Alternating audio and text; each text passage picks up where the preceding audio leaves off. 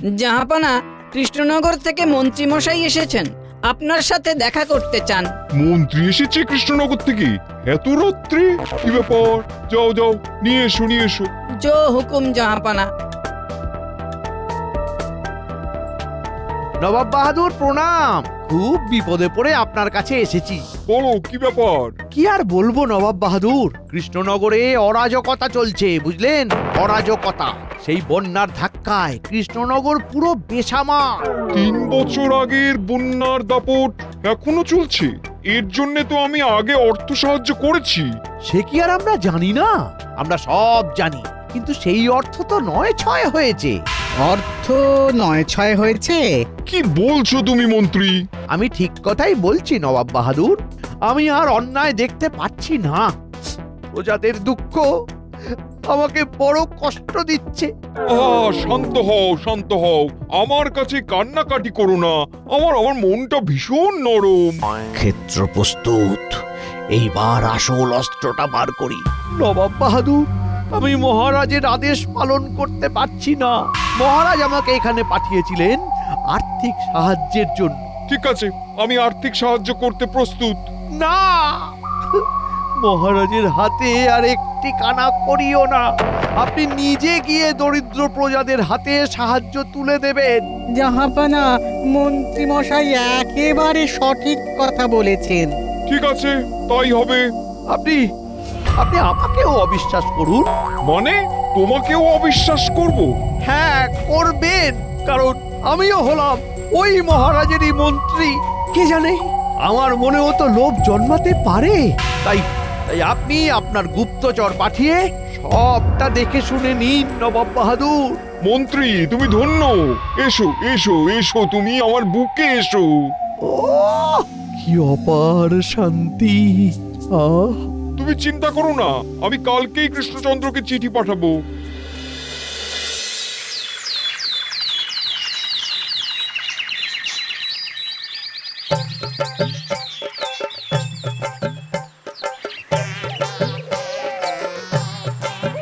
গোপাল দাদা, ও গোপাল দাদা, কথা আছে।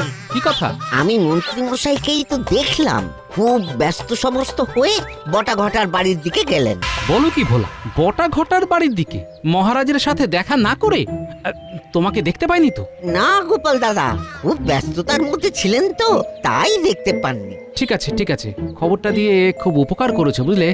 আর একটা কথা, তুমি মন্ত্রী মশাইকে সময় পেলে একটু নজরে রাখবে, কেমন? ঠিক আছে গোপাল দাদা, ঠিক আছে। মন্ত্রী মশাই রাজসভা ছেড়ে বটা ঘটার ঘরে কি করছেন?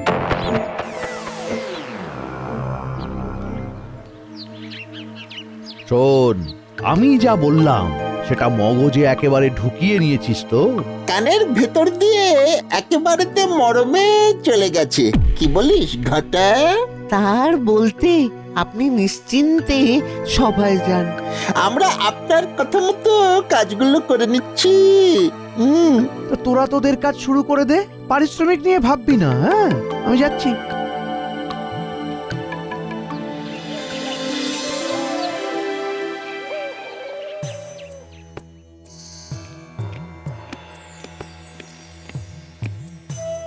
এই তো মন্ত্রী এসে গেছে। বলো বলো, নবাব বাহাদুর আমার চিঠি পেয়ে কি বললেন? আর্থিক সাহায্য করবেন? মহারাজ, মহারাজ, পারলাম না, আমি পারলাম না। নবাব বাহাদুর আর্থিক সাহায্য করতে অস্বীকার করলেন মহারাজ। তার মানে আমি দরিদ্র প্রজাদের ব্যাপারে কিছুই করতে পারবো না? আমি আর্থিক সাহায্যের কথা বলা মাত্র নবাব বাহাদুর রেগে উঠলেন। বললেন, গত বছরই তো সাহায্য করেছি, আর সাহায্য করতে পারবো না। এই কথা নবাব বাহাদুর বললেন? শুধু কি তাই, বললেন গত বছর যা সাহায্য করেছি সেগুলোর হিসেব চাই। কি কি খাতে খরচ হয়েছে সব দেখব। এবার কি হবে মহারাজ? মন্ত্রী মশাই দেখি ঘন ঘন চোখের জল ফেলছেন। দেশের মানুষের জন্য এত দরদ। মন্ত্রী মশাই কাঁদবেন না, শান্ত হয়ে বসুন। এই কদিন ধরে দেখছি আপনি খুব কাঁদছেন। কাঁদবো না? বলো, কাঁদবো না? মহারাজের এই অসম্মান তো আমি আর দেখতে পাচ্ছি না। ও তাই বুঝি মুর্শিদাবাদ থেকে ফিরে মহারাজের সাথে দেখা না করে প্রথমেই বটাঘটার সাথে দেখা করতে গিয়েছিলেন? মানে আমি মোটা ঘটার বাড়ি গেছি এই কথাটাই গোপাল জানলো কি করে? গোপাল, তুমি আমাকে দেখেছো? কোথায় দেখেছো?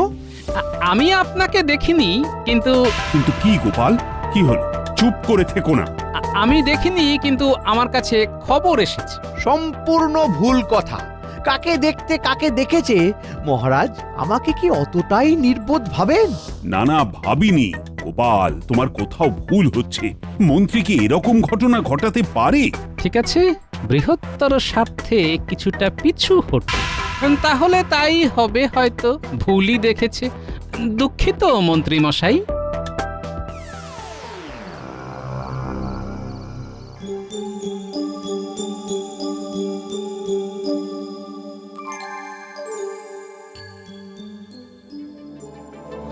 আপনাকে খুব চিন্তিত দেখাচ্ছে মহারাজ। কি হলো? মন্ত্রী কি কোনো খারাপ খবর এনেছেন? হ্যাঁ রানী, তুমি তো জানো। মহারাজের জয় হোক। রানীমা, গোপাল মহারাজের সঙ্গে দেখা করতে চায়। পাঠিয়ে দাও। জো হুকুম রানীমা। অসময় আবার গোপাল কেন আসছে? মহারাজের জয় হোক, রানীমার জয় হোক। বলো গোপাল, বলো, কি মনে করে? মহারাজ, আজ রাজসভায় আমি আপনার কাছে সত্য গোপন করেছি। তুমি যখন সত্য গোপন করেছো গোপাল, তার মানে নিশ্চয়ই কোনো ব্যাপার আছে। আছে রানীমা। মন্ত্রীমশাই সকালে রাজসভায় আসার আগে বটাঘটার বাড়িতে গিয়েছিলেন, সাক্ষী আছে। আমি সাক্ষীর ক্ষতির আশঙ্কায় নামটা বলিনি মহারাজ। সাক্ষীর ক্ষতির আশঙ্কা? আমি বেঁচে থাকতে? বলো বলো তার নাম। উত্তেজিত হবেন না মহারাজ, আমাদের ঠান্ডা মাথায় কাজ করতে হবে। আমাদের মন্ত্রী নিশ্চয়ই কিছু ষড়যন্ত্র করে এসেছেন। বলছো? হ্যাঁ মহারাজ, আপনি খুব সহজ সরল মানুষ, তাই আপনি মন্ত্রীর অভিনয়ে বিশ্বাস করেছেন। কথায় কথায় কেঁদে ফেলা, এটা কি খুব স্বাস্থ্যকর লক্ষণ মহারাজ? অতি ভক্তি চোরের লক্ষণ। গোপাল ঠিক বলেছে মহারাজ। আমার মনে হচ্ছে মন্ত্রী নবাব বাহাদুরের কাছে আপনার নামে কিছু ভুল কথা বলেছে মহারাজ। ঠিক আছে, কাল রাজসভাতেই ওকে ধরবো। না না মহারাজ, সেটা ঠিক হবে না। মন্ত্রীমশাই কি বুঝতেই দেব না যে আমরা ওনাকে সন্দেহ করছি। তাই তো বলি, গোপাল থাকলে কোনো বিপদ ছুঁতে পারবে না। ঠিক আছে গোপাল, ঠিক আছে, তুমি যা বলবে সেটাই হবে। মহারাজ, হাতে আমাদের একটা দারুণ অস্ত্র আছে। সেটার কথা আপনার মনে নেই? নবাব বাহাদুরকে কাছে টানার অস্ত্র। নবাব বাহাদুরকে কাছে টানার অস্ত্র? কি সেটা? আমি জানি গোপাল কি বলতে চাইছে। রাখির কথা তো? হ্যাঁ রানীমা, রাখির কথা। নবাব বাহাদুর আপনাকে বোন মানেন। আপনি প্রতি বছর নবাব বাহাদুরকে রাখি পরান, এবারেও পড়াবেন। প্রতি বছর মহারাজ নবাব বাহাদুরকে আমন্ত্রণ করেন। এবারে পরিস্থিতি সম্পূর্ণ বদলে গেছে। আমি পত্র লিখলে নবাব বাহাদুর মনে করবেন নবাব বাহাদুরকে খুশি করবার চেষ্টা করছি। নবাব বাহাদুর তৎক্ষণাৎ আমার আমন্ত্রণ পত্র ছিঁড়ে ফেলবেন। আপনি তো লিখবেন না মহারাজ, লিখবেন তো রানীমা, আর পত্রবাহক আমি। পুরো বিষয়টা থাকবে গোপন। মন্ত্রীমশাই জানবেনই না যে আমি মুর্শিদাবাদে গেছি। ঠিক আছে গোপাল, আমি চিঠি লিখে রাখবো। আর দুদিন বাদে রাখি পূর্ণিমা, এর মধ্যে সবকিছু হবে। হবে রানীমা, হবে। রানীমা, আপনি এমন ভাবে চিঠি লিখবেন যাতে নবাব বাহাদুরের মনটা তার বোনের জন্য কেঁদে ওঠে। ঠিক আছে, তাই হবে। আর মহারাজ, আপনি কোষাধ্যক্ষ মহাশয়কে দিয়ে নবাব বাহাদুরের দেওয়া আর্থিক সাহায্যের হিসেবটা তৈরি করে রাখবেন। আমি কাল মুর্শিদাবাদ যাব, ওটা নিয়ে যাব। ঠিক আছে গোপাল, তুমি যেটা চাইবে সেটাই হবে। তাহলে এখন আমি যাই মহারাজ। যাই বলতে নেই গোপাল, বলো আসি। আসি রানীমা, প্রণাম।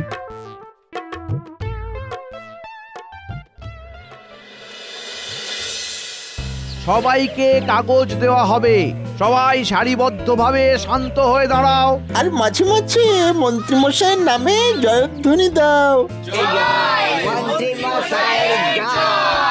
আমার জয়ধ্বনি দিতে হবে না। আহা, তোমরা খুশি হলেই আমি খুশি। ওরে বাবারে, হ্যাঁ, এ তো দেখছি মেলা লোকের ভিড়। মন্ত্রী মশাই করছেনটা কি? হ্যাঁ, ওই তো একটা লোক আসছে। দেখি জিজ্ঞাসা করি।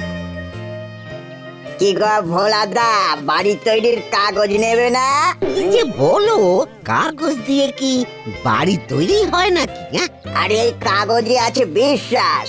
মন্ত্রী মশাই আমাদের এই কাগজের মধ্যে দিয়ে আমাদের মাথার ছাদ তৈরি করার অর্থ দেবেন। হ্যাঁ, কবে? আজ তো কাগজ দিলেন, আর দিন 15-র মধ্যে বাড়ি করে দেবেন। হ্যাঁ, মন্ত্রী মশাই এত অর্থ পেলেন কোথায়? আমার বাড়ি করার অর্থের প্রয়োজন। টাকা কোথা থেকে আসছে সেসব জেনে কি হবে? আম খাও, আঁটি গুনে কি লাভ? যে কাজ মহারাজের করার কথা সেই কাজ করছেন মন্ত্রী মশাই।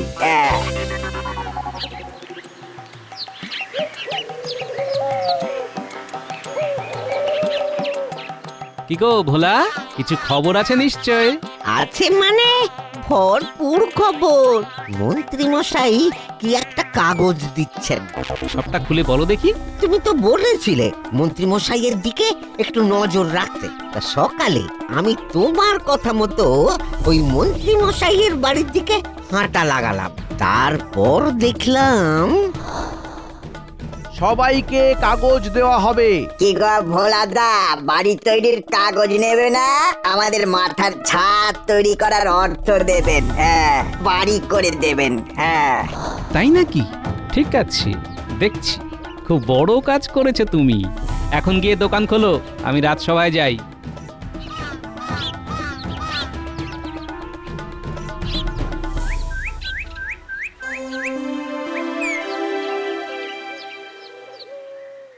মহারাজ, হই হই কাণ্ড, রই রই ব্যাপার। ভালোই হলো পণ্ডিত, রাজবৈদ্য আর রাজজ্যোতিষী আসেননি এখনো। কেন গো, কি ব্যাপার? মহারাজ, মন্ত্রী মশাই প্রজাদের কাগজ দিচ্ছেন, আশ্বাসের কাগজ। আশ্বাসের কাগজ? কিসের আশ্বাস? উনি দুর্দশাগ্রস্ত লোকগুলোকে মাথার উপরে ছাদ করে দেবার আশ্বাস দিচ্ছেন। কিন্তু মহারাজ, একটা অনুরোধ, আপনি মন্ত্রীকে কিছুতেই জানতে দেবেন না যে আপনি মন্ত্রী মশাইকে সন্দেহ করছেন। কথাটা একেবারে 16 আনা খাঁটি। আর আজ রাতে বটা ঘটার ঘরে যাব বটা ঘটাকে গ্রেফতার করতে। গোপাল, রাজ্যের ভালোর জন্য তোমরা যা যা করতে চাও তাতে আমার সম্পূর্ণ মত আছে। মহারাজের জয় হোক। নবাব বাহাদুর দূত পাঠিয়েছেন মহারাজ। সর্বনাশ! পাঠিয়ে দাও, পাঠিয়ে দাও।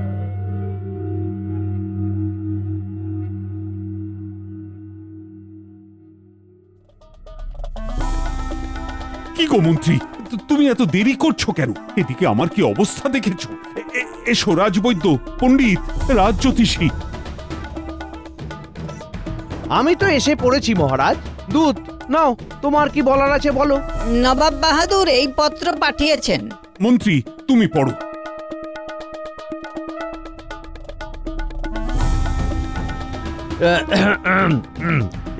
মহারাজ, পত্রের ছত্রে ছত্রে হুমকি। আমরা জানি হুমকি, তবু কি লেখা আছে সেটা পড়ুন, আমরা সেটা জানতে চাই। হ্যাঁ, পড়ুন, না কেঁদে।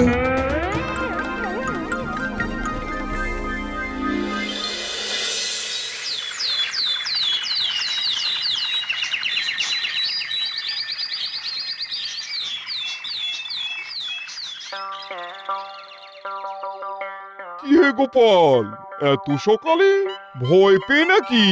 প্রণাম নবাব বাহাদুর। আপনাকে ভয় করব কেন নবাব বাহাদুর? আপনাকে তো ভালোবাসবো, শ্রদ্ধা করব, আর আপনি যেটা আদেশ করবেন সেটাকে মান্য করব।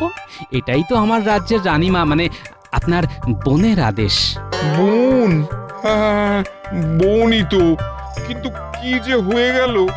কি হয়ে গেল নবাব বাহাদুর? কিছুই তো হয়নি। আমি তো এসেছি ভাই বোনের দূরত্ব মিটিয়ে দেবার জন্য। আপনার সাথে মহারাজের মতভেদ হতেই পারে, কিন্তু সেই মতভেদের জন্য আমার রানীমাকে ভুগতে হবে কেন?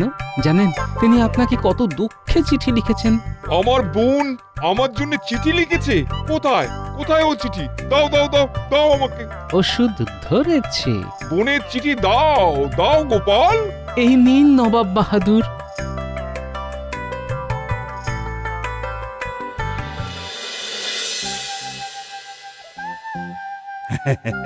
ও মন্ত্রী, কাল জানো তো কি উৎসব? কাল রাখি উৎসব। আয়োজন করো। উৎসব? রাজ্যের এই হাল জেনেও?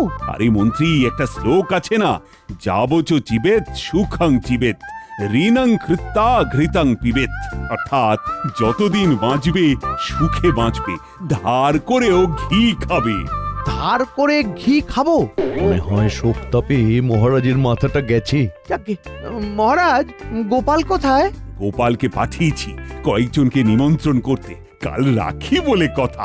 এই তোমার গিন্নিকেও বলো কিন্তু, কাল আমার হাতে রাখি পরাবে। তাহলে তুমি আমার কি হলে শালা বাবু? কাল একেবারে জমে যাবে। আর শোনো, আজ থেকে কাল পর্যন্ত তুমি এখানেই থাকবে, আমার বিশেষ নজরদারির মধ্যে। সেনাপতি। পড়লেন নবাব বাহাদুর? পড়লাম। আমি কাল যাব গোপাল। উজির, বলুন জাহাপনা। কাল আমরা সবাই কৃষ্ণনগরে যাব, আমার বোনের কাছে। তুমি সব ব্যবস্থা করো। নবাব বাহাদুর, এবার এই হিসেবটা আপনাকে দেখতে হবে। মহারাজ এটা আপনার জন্য পাঠিয়েছেন। হিসাব আমি পরে দেখব, আমি সব বুঝেছি। ওই তোমাদের মন্ত্রীর কাজ। কাল ওর সাথে বোঝাপড়া আছে। ও আমাকে কৃষ্ণচন্দ্র সম্পর্কে ভুল বুঝিয়েছে। তুমি আজ বিশ্রাম নাও, আজ রাতে আমরা রওনা হব। উজির, দূতকে বলো আজ রাতের মধ্যে কৃষ্ণনগরে খবর পাঠাতে। আমরা সবাই মিলে কাল সকালে যাচ্ছি।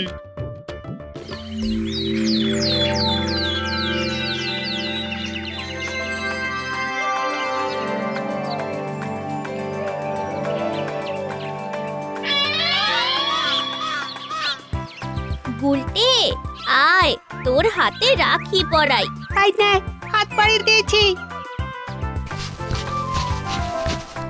এরপর আমাকে পড়াবি পুটি। মহারাজ, আসুন আসুন, আপনার হাতে রাখি পরিয়ে দিয়ে।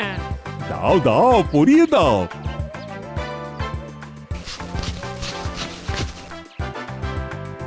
ও পুটির মা, হা, ওইখানে দাঁড়িয়ে কেন? এসো এসো, আমার হাতে রাখি পরিয়ে দাও। সবাই এগিয়ে আসুন, সবার হাতে রাখি পরাবো। হ্যাঁ মহারাজ, আমাদের আমাদের অবস্থা খুব খারাপ। ওই আমাদের ঘরটাও ঠিক মতো ছইতে পারছি না। তোমাদের কিচ্ছু চিন্তা নেই, তোমাদের সব সমস্যা মিটে যাবে। মহারাজ, ওই দেখুন নবাব বাহাদুর আসছেন। শেষকালে এই ছোট বোনটার কথা আপনার মনে পড়লো দাদা? ওমা, এই দিনটার কথা ভুলি কি করে? বছরে তো এই একটাই দিন। না, আরেকটা দিন আছে, ভাই ফোঁটা। ঠিক ঠিক, আমারই ভুল। দাও দাও বোন, রাখি পরিয়ে দাও। হাত বাড়ান দাদা।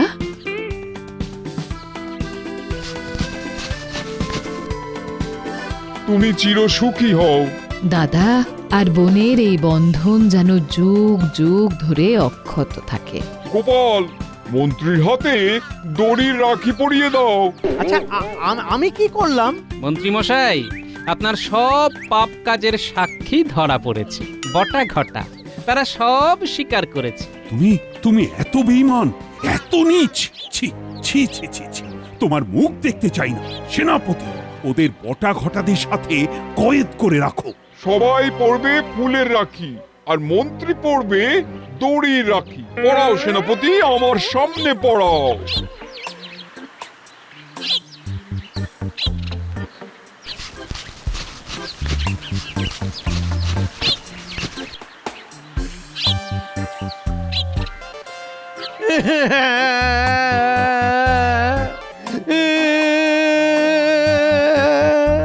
কৃষ্ণচন্দ্র, তোমার এই বিপদে আমি তোমার পাশেই আছি।